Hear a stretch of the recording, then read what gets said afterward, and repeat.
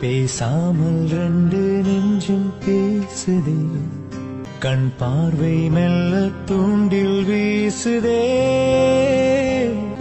பூக்கள் எங்கு பூக்கும் வானம் காற்றில் வாசம் வீசுமே. நாம் பேச வந்த வார்த்தை யாவும் கண்கள் என்று பேசுமே.